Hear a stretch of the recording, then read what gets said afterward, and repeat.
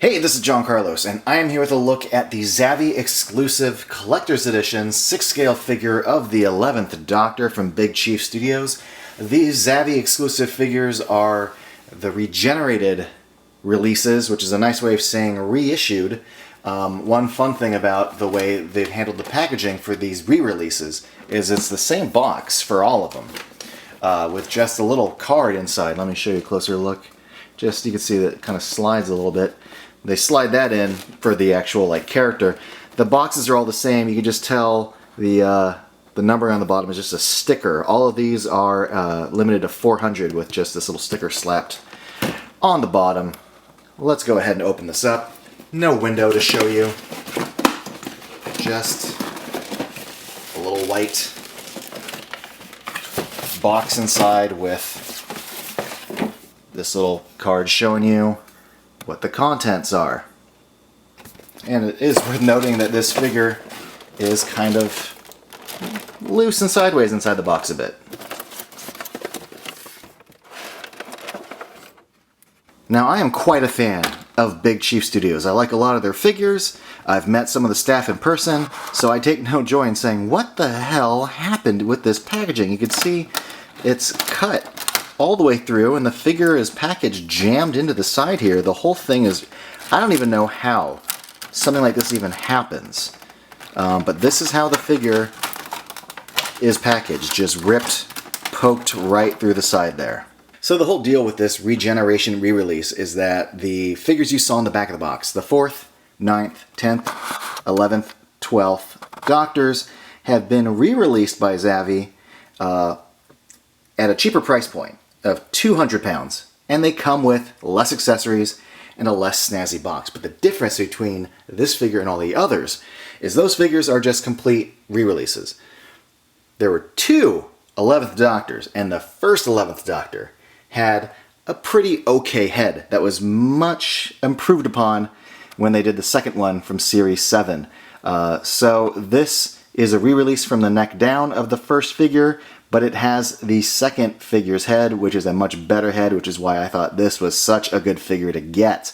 The likeness here is just great. I mean, the profile alone is perfect, but the work on his forehead, his brows, his eyes, the eyeball paint, his lips, his eyebrows, it's just excellent.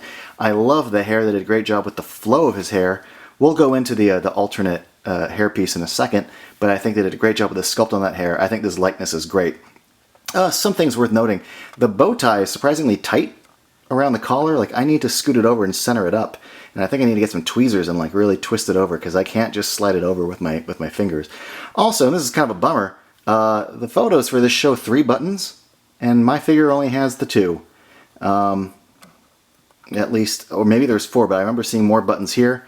And there weren't any rattling around in the box. They didn't drop to the floor. They're not in the packaging. I think they're just missing. So that's a bit of a bummer too. Not thrilled about that.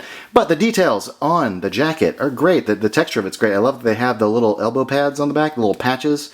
The pants are pretty basic. They did a great job with the sculpt of the shoes.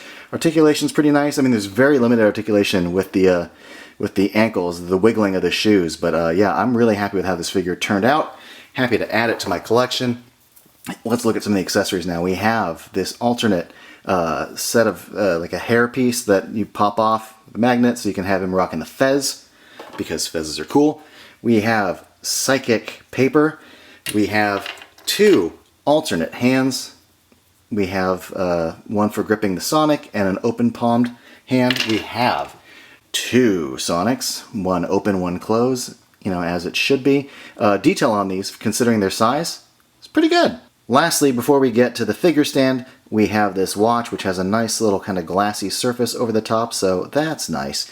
And here we have the figure stand. The arm just kind of plugs into the back, like so, and when you flick the switch there, the logo lights up blue. Even in this bright lighting, you can still read the blue. And I like the stand a lot. I like the design of it, and I like the logo. So we're going to pop this section of the hair off, slide this section on, make sure that the little front section kind of tucks under the hair, and it looks to me like there's a slight gap right here behind the ear. It's not the worst, but You can kind of see, and I feel like I'm plugging it on all the way. I mean, from far away it looks fine. More than fine though, I'm just going to go over this again. The face on this is just great. The wrinkling right by his eyes. I mean, there's such great detail on this. Big Chief really nailed this. When you get a 6 scale figure and the hand just pops right off the wrist joint, that's a glorious thing. When you get a 6 scale figure and the hand takes a few seconds to be warmed up with a hairdryer, that's acceptable. But this, I gotta say, took forever to get this hand off the wrist joint. The holes inside the hands are super tight and the plastic's kind of hard, and it took me quite a while to soften it up and finally pull it off.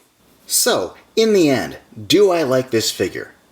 Yes, despite my nitpicks about the missing button and the way this was packaged. And I take no joy in being critical of Big Chief. I'm a huge fan of their output. It's real quality stuff, and they've got great staff. Not just like customer service and all that, but the actual people that work there that I met at a convention were so nice and friendly to this nerdy yank, asking them a bunch of gooby Doctor Who 6 scale questions.